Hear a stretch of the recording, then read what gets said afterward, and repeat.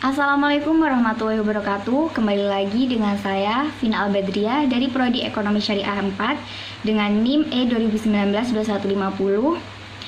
Hari ini saya akan menanggapi video dari Bapak Abdul Wadud Nafis dengan judul materi Ekonomi tertutup dengan kebijakan pemerintah atau disebut dengan perekonomian tiga sektor. Langsung saja ke penjelasannya. Jadi penjelasan dari saya atau tanggapan dari saya sedikit berbeda dengan yang dijelaskan oleh Bapak Abdul Wadud Nafis, namun masih satu lingkup dengan pembahasannya. Jadi perekonomian tiga sektor merupakan perekonomian yang melibatkan tiga sektor ekonomi yang terdiri dari rumah tangga konsumen atau disebut dengan C, rumah tangga produsen atau I, dan rumah tangga pemerintah atau G. Perekonomian tiga sektor masih bersifat perekonomian tertutup. Perekonomian tertutup berarti tidak melakukan aktivitas transaksi perdagangan ekspor impor dengan negara asing. Pendapatan nasional dalam perekonomian tiga sektor sudah melibatkan campur tangan pemerintah dalam aktivitas perekonomiannya, dan peran pemerintah diwujudkan dalam bentuk pengeluaran government transfer dan penerimaan sebagai pajak. Lalu dijelaskan pula aliran pendapatan dan syarat keseimbangan. Aliran pendapatan dan pengeluaran dari campur tangan pemerintah dalam perekonomian akan timbul tiga jenis aliran baru dalam sirkulasi aliran pendapatan. Tiga jenis aliran yang baru tersebut diantaranya yaitu yang pertama, pembayaran pajak oleh rumah tangga dan perusahaan kepada pemerintah. Pembayaran pajak tersebut menimbulkan pendapatan kepada pihak pemerintah. Ia merupakan sumber pendapatan pemerintah yang utama. Lalu yang kedua yaitu pengeluaran dari sektor pemerintah ke sektor perusahaan. Jadi aliran ini menggambarkan nilai pengeluaran pemerintah ke atas barang-barang dan jasa yang diproduksi oleh sektor perusahaan. Lalu yang ketiga yaitu aliran pendapatan dari sektor pemerintah, sektor rumah tangga.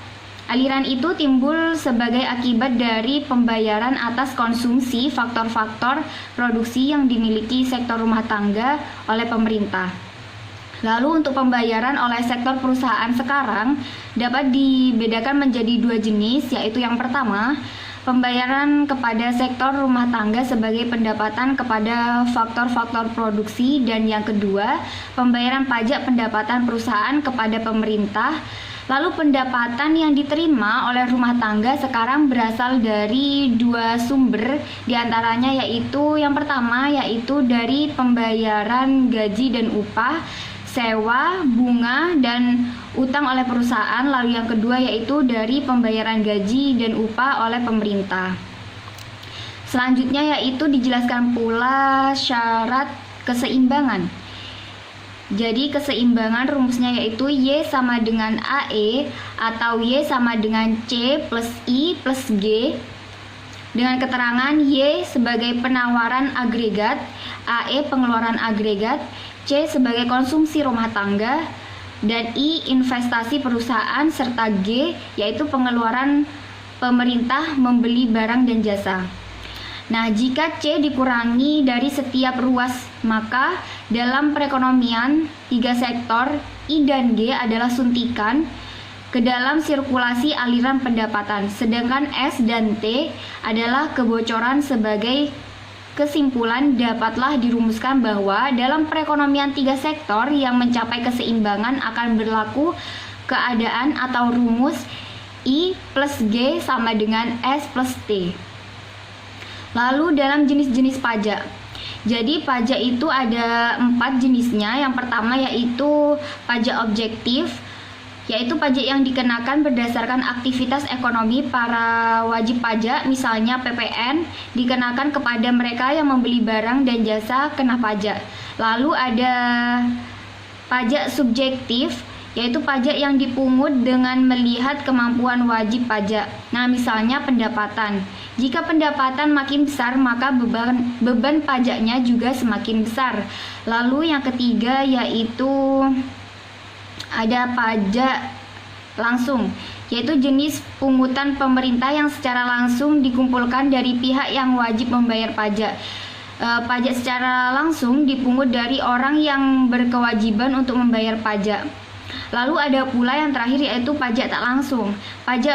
Pajak yang bebannya dapat dipindah tangankan kepada pihak lain atau yang menanggung beban pajak tersebut adalah para konsumen. Nah, contohnya yaitu impor. Lalu dijelaskan pula ada bentuk-bentuk pajak pendapatan. Yang pertama yaitu pajak regresif, yaitu sistem pajak yang persentasinya menurun apabila pendapatan yang dikenakan pajak menjadi bertambah tinggi. Dalam sistem ini, pada pendapatan rendah, pajak yang dipungut meliputi bagian yang paling tinggi dan pendapatan tersebut, tetapi semakin tinggi pendapatan semakin kecil persentasi pajak itu dibandingkan dengan keseluruhan pendapatannya. Yang kedua ada pajak proporsional, yaitu persentasi pungutan pajak yang tetap besarnya pada berbagai tingkat pendapatan, yaitu dari tingkat pendapatan yang sangat rendah kepada yang sangat tinggi. Dalam sistem pajak ini tidak dibedakan di antara penduduk yang kaya ataupun yang miskin, dan di antara perusahaan besar dan perusahaan kecil. Lalu yang ketiga yaitu ada pajak progresif, yaitu sistem pajak yang persentasinya bertambah apabila pendapatan semakin meningkat. Nah, pajak ini menyebabkan pertambahan nominal pajak yang dibayar akan menjadi semakin cepat apabila pendapatan semakin tinggi. Lalu ada efek pajak terhadap konsumsi dan tabungan. Nah, setiap pemungutan pajak akan menimbulkan perubahan terhadap pendapatan disposable atau YD. Lalu pajak sebanyak T akan menyebabkan pendapatan disposable turun sebanyak T, maka sigma YD sama dengan min T. Kemerosotan pendapatan disposable akan mengurangi konsumsi dari tabungan rumah tangga. Nah, jumlah konsumsi dan tabungan yang berkurang adalah sama dengan pengurangan pendapatan disposable. Maka dari itu, sigma YD sama dengan min T sama dengan sigma C plus sigma S. Nah, di samping tergantung pada perubahan pendapatan disposable, pengurangan konsumsi ditentukan oleh MPC dan MPS. Ada pula siklus perekonomian 3 sektor, diantaranya yaitu hubungan rumah tangga dengan perusahaan.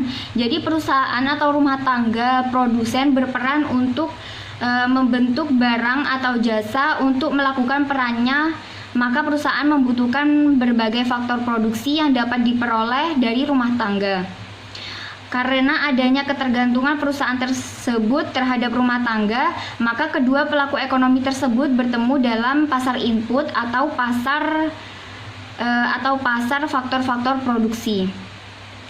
Apabila perusahaan telah memakai atau menggunakan atau mengkonsumsi faktor produksi yang dimiliki oleh rumah tangga, maka perusahaan harus membayar balas jasa kepada rumah tangga, baik berupa uang sewa, uang gaji, atau bunga dan sebagainya. Nah, sebaliknya, rumah tangga harus memenuhi kebutuhan hidupnya baik berupa barang ataupun jasa. Lalu barang dan jasa bisa didapatkan rumah tangga dari rumah tangga produsen melalui pasar output atau pasar barang dan jasa. Jadi untuk memenuhi kebutuhannya, rumah tangga akan mengeluarkan uang yang dimilikinya untuk membeli rumah tangga atau jasa. Maksudnya membeli barang atau jasa yang dibutuhkan pada perusahaan. Nah, dengan demikian perusahaan akan memperoleh pendapatan yang diperolehnya dari rumah tangga itu. Lalu ada hubungan pemerintah dengan rumah tangga dan perusahaan, yaitu pemerintah menjalankan salah satu perannya yaitu sebagai produsen dengan menghasilkan barang dan jasa melalui BUMN seperti Pertamina, PLN dan sebagainya. Lalu produksi yang dihasilkan pemerintah dikonsumsi oleh rumah tangga dan perusahaan. Produksi atau barang dan jasa yang dihasilkan oleh pemerintah misalnya minyak, listrik, gas, pendidikan, kesehatan, dan sebagainya. Karena pemerintah telah menghasilkan produk yang dapat digunakan untuk memenuhi kebutuhan rumah tangga maupun perusahaan, maka pemerintah berhak untuk mendapatkan penghasilan atau pendapatan maupun menarik pajak dari perusahaan ataupun dari rumah tangga. Nah, semua pendapatan atau penghasilan yang didapatkan pemerintah diantaranya dikeluarkan untuk membayar para pegawai negeri, misalnya membayar gaji polisi, membayar gaji guru, membayar gaji dokter, dan sebagainya. Pendapatan pemerintah juga digunakan untuk memberi subsidi kepada rumah tangga maupun perusahaan. Itu saja yang dapat saya sampaikan dari tanggapan hari ini mengenai materi yang disampaikan oleh Bapak Wadud tentang perekonomian 3 sektor. Baik, saya akhiri. Wassalamualaikum warahmatullahi wabarakatuh.